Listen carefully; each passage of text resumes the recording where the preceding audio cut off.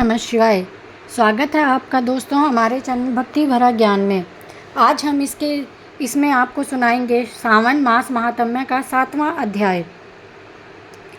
ईश्वर बोले, हे सनत कुमार, अब मैं अति उत्तम भौम व्रत का वर्णन करूँगा। इसके अनुष्ठान करने मात्र से वैधव्य नहीं होता।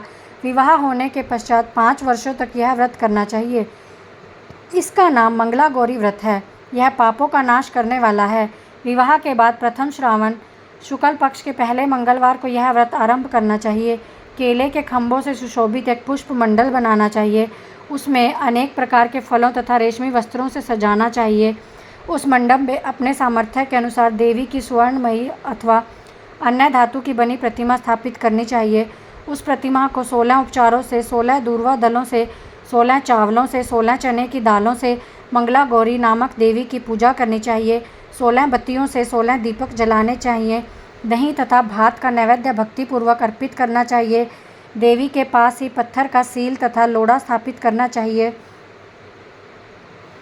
5 वर्ष तक इस प्रकार करने के पश्चात उद्यापन करना चाहिए। माता को वायन प्रदान करना चाहिए, जिसकी विधि आप सुनिए। अपने सामर्थ्य के अनुसार एक पल प्रमाण सुवर्ण की, उसके आधे प्रमाण की अथवा उसके भी आधे प्रमाण की मंगला गौरी की प्रतिमा निर्मित करानी चाहिए। अपनी शक्ति के अनुसार स्वर्ण आदि के तंडुल पूरित पात्र पर वस्त्र तथा रमणीय कंचू की ओढ़नी रखकर उन दोनों के ऊपर देवी की प्रतिमा स्थापित करनी चाहिए। पास में चांदी से निर्मित सिल तथा लोढ़ा रखकर माता को वायन प्रदान करना चाहिए। इसके बाद 16 सुवासिनियों को प्रयत्नपूर्वक भोजन कराना चाहिए। इस विधि से व्रत करने पर 7 जन्मों तक सौभाग्य बना रहता है और पुत्र आदि के साथ संपदा विद्यमान रहती है। सनत कुमार बोले, सर्वप्रथम इस व्रत को किसने किया था और किसको इसका फल प्राप्त हुआ? हे शंभु, जिस तरह से मुझे इसके प्रति निष्ठा हो जाए, कृपा करके बताएं। ईश्वर बोले, हे सनत कुमार, पूर्व काल में कुरु देश में शतुकृति नामक एक विद्वान, शत्रुओं का नाश करने वाला, 64 कलाओं को जानने वाला, धनुर्विद्या में कुशल राजा था। पुत्र के अतिरिक्त अन्य सभी शुभ चीज़ें उसके पास थी। अतः वह संतान के विषय में सोच सोच के चिंतित होता था और जब पूर्वक देवी की आराधना करने लगा, तब उसकी कठोर तपस्या से प्रसन्न हो गई देवी उससे बोली, हे सुव्रत, वर मांगो। श्रुतुकीर्ति बोला, हे देवी, यदि आप मुझ पर प्रसन्न हैं तो मुझे एक पुत्र दीजिए। आपकी कृपा से मुझे अन्य किसी वस्तु का अभाव नहीं है। इसका यह वचन सुनकर पवित्र मुस्कान वाली देवी बोली, हे राजन, तुमने अत्यंत दुर्लभ वर मांगा है, फिर भी कृपावश मैं तुम्हें दूंगी। यदि परम गुणी पुत्र चाहते हो तो वह केवल 16 वर्ष तक जीवित रहेगा, और यदि तुम रूप और विद्या से विहीन पुत्र चाहते हो तो दीर्घजीवी होगा। देवी का यह वचन सुनकर राजा चिंतित हो उठा और पुनः अपनी पत्नी से परामर्श कर उसने गुणवान तथा सभी शुभ गुणों से संपन्न 16 वर्ष की आयु वाला पुत्र मांगा। तब देवी ने भक्ति संपन्न राजा से कहा, हे नृपनंदन, मेरे मंदिर के द्वार पर आम का वृक्ष है। उसका एक फल लाकर मेरी आज्ञा से अपनी पत्नी को उसे भक्षण करने के लिए दो, जिससे वह शीघ्र ही गर्भ धारण करेगी। प्रसन्न होकर राजा ने वैसा ही किया। उसकी पत्नी ने गर्भ धारण किया। 10वें महीने में उसे देवतुल्य सुंदर पुत्र को जन्म दिया तथा हर्ष से युक्त और शोक से युक्त राजा ने बालक का जात कर्म संस्कार किया और शिव का स्मरण करते हुए उसका नाम चिरायु रखा। इसके बाद पुत्र के 16 वर्ष के होने पर पत्नी सहित राजा चिंता में पड़ गए और वे विचार करने लगे कि यह पुत्र हमें बड़े कष्ट से प्राप्त हुआ है और मैं इसकी दुखद मृत्यु अपनी आंखों के सामने कैसे देखूंगा। ऐसा विचार करके राजा ने पुत्र को उसके मामा के साथ काशी भेजा।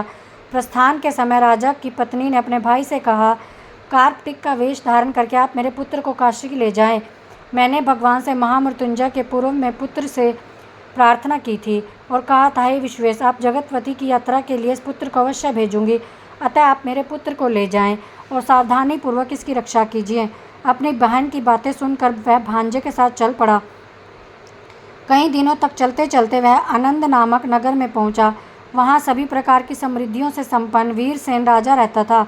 उस राजा की एक स्वर्ण लक्षण संपन्न युवा प्राप्त मनोहर रूप लावण्यमयी मंगला गौरी नाम की कन्या थी। सभी उपमानों को तुच्छ करके सौंदर्य को प्राप्त कर वह कन्या किसी समय सखियों के साथ उपवन में क्रीड़ा करने के लिए गई हुई थी। उसी समय चिरायु और उसके मामा भी वहाँ थे। उस कन्या को देखने की लालसा से वहीं विश्राम करने लगे। इसी बीच विनोदपूर्वक क्रीड़ा करती उन कन्याओं में से एक ने किसी एक ने कुपित होकर राजकुमारी को रांडा यह कुवचन कह दिया। तब इस अवचन और अशुभ वचन को सुनकर राजकुमारी ने कहा, तुम अनुचित बात क्यों बोल रही हो? मेरे कुल में तो इस प्रकार की कोई नहीं है। मंगला गौरी की कृपा से तो उनके व्रत के प्रभाव से विवाह के समय जिसके सर पर मेरे हाथ से अक्षत पड़ेंगे, हे सखी, वह यदि अल्पायु वाला होगा तो चिरंजीवी हो जाएगा। इसके बाद वह सभी कन्याएं अपने अपने घर चली गई।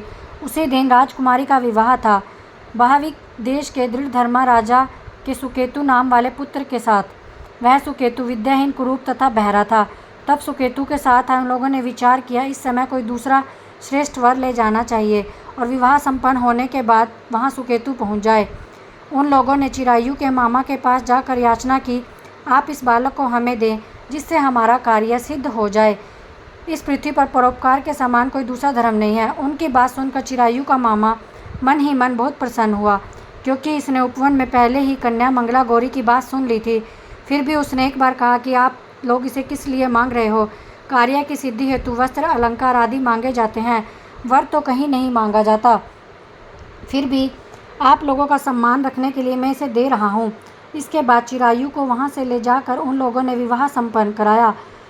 सप्तसती आदि के हो जाने पर रात्रि में शिव पार्वती की प्रतिमा के समक्ष उस चिरायु ने हर्षयुक्त होकर मंगला गौरी के साथ शयन किया। उसी दिन चिरायु के 16 वर्ष पूरे हो चुके थे और अर्धरात्रि में साक्षात्कार सर्प रूप में वहां आ गया। इसी बीच संयोगवश राजकुमारी जाग गई। उसने उस महासर्प को वहां देखा और वह भय से व्याकुल होकर कांपने लगी। तभी उस कन्या ने धैर्य धारण 16 उपचारों से सर्प की पूजा की और पीने के लिए उसे दूध दिया। उसे दीनता भरी वाणी में सर्प की प्रार्थना और स्तुति की। मंगला गौरी प्रार्थना करने लगी, मैं उत्तम व्रत को करूंगी जिससे मेरे पति जीवित रहें। ये जिस तरह से चिरकाल तक जीवित रहें, आप ऐसा कीजिए। इतने में सर्प वहां स्थित एक कमंडल में प्रवेश कर गया और उस मंगला गौरी ने अपनी कंचुकी से उस कमंडल का मुंह बांध दिया। इसी बीच उसका पति अंगड़ाई लेकर जाग गया और पत्नी से बोला, हे प्रिय, मुझे भूख लगी है। तब वो अपनी माता के पास जाकर खीर, लड्डू आदि ले आई और उसके द्वारा दिए गए भोज्य पदार्थ को उसने प्रसन्न होकर खाया। भोजन के पश्चात हाथ धोते समय उसके हाथ से अंगूठी गिर गई। तांबुल खाकर वह पुनः सो गया। इसके बाद मंगला गौरी कमंडल को फेंकने के लिए जाने लगी। विधि की कैसी गति है कि कमंडल में से बाहर की ओर जगमग करती हुई हार कांति को देखकर वह आश्चर्यचकित हो गई। घट में स्थित उस हार को उसने अपने कंठ में धारण कर लिया। इसके बाद कुछ रात शेष रहते ही चिरायु का मामा आकर उसे ले गया। इसके बाद वर पक्ष के लोग सुकेतु को वहाँ ले आए। उसे देख मंगला गौरी ने कहा, ये मेरा पति नहीं है। तब उन सभी ने उससे कहा, हे शुभे, तुम यह क्या बोल रही हो? यहाँ तुम्हारा कोई परिचायक हो तो हम लोगों को बताओ।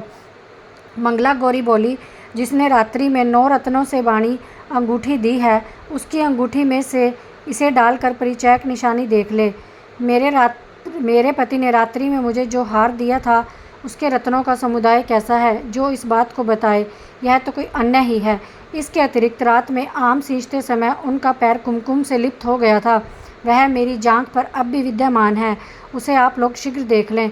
साथ ही रात में परस्पर भाषण तथा भोजन आदि जो कुछ हमने किया था उसे भी बता दे, तब वह निश्चय ही मेरा पति होगा। इस प्रकार के वचन सुनकर सब ठीक है कहने लगे, किंतु जब एक भी बात न मिली तब सभी ने सुकेतु को उसका पति होने से निषिद्ध कर दिया और वर पक्ष वाले जिस तरह से आए थे उसी तरह से चले गए। उसके बाद अपने वंश को बढ़ाने वाले महान यश संपन्न परम मनस्वी मंगला गौरी के पिता ने अन्नपान आदि का सत्र चलाया।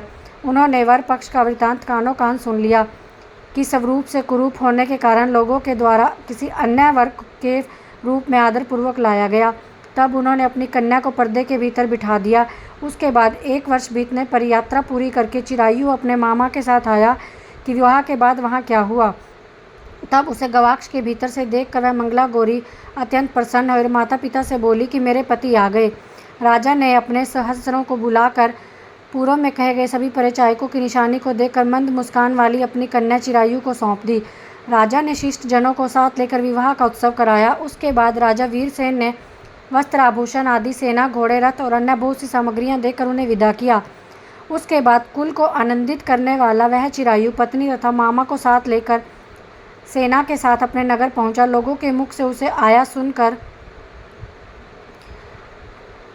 माता पिता को विश्वास नहीं हुआ। उन्होंने सोचा कि प्रारब्ध, अन्यथा कैसे हो सकता है। इतने में वह अपने माता पिता के पास आया और स्नेह से परिपूर्ण वह चिरायु भक्तिपूर्वक उनके चरणों में गिर पड़ा। तब अपने पुत्र का मस्तक सूंघकर उन दोनों ने परम आनंद प्राप्त किया। पुत्र वधू मंगला गौरी ने भी सास ससुर को प्रणाम किया। तब सास उसे अपनी गोदी में बिठाकर सारा वृतांत शीघ्रतापूर्वक पूछने लगी। हे महामुनि, तब पुत्र वधू ने भी मंगला गौरी के उत्तम व्रत, महात्म्य तथा जो कुछ घटित हुआ था वह सब वृतांत बताया। हे सनत कुमार, मैंने आपसे इस मंगला गौरी व्रत का वर्णन किया है। जो कोई भी इसका श्रवण करता है अथवा इसे कहता है उसके समस्त मनोरथ पूर्ण हो जाते हैं, इसमें कोई संदेह की गुंजाइश नहीं रहती। सूत जी बोले, हे ऋषियों, इस प्रकार शिवजी ने सनत कुमार को ये मंगला गौरी व्रत बताया और उन्होंने सभी कार्यों को पूर्ण करने वाले इस व्रत को सुनकर महान आनंद प्राप्त किया। इस प्रकार श्री स्कंद पुराण के अंतर्गत ईश्वर सनत कुमार संवाद में सावन महात्म्य में मंगला गौरी व्रत कथन नामक 7वां अध्याय पूर्ण हुआ। ओम नमः शिवाय।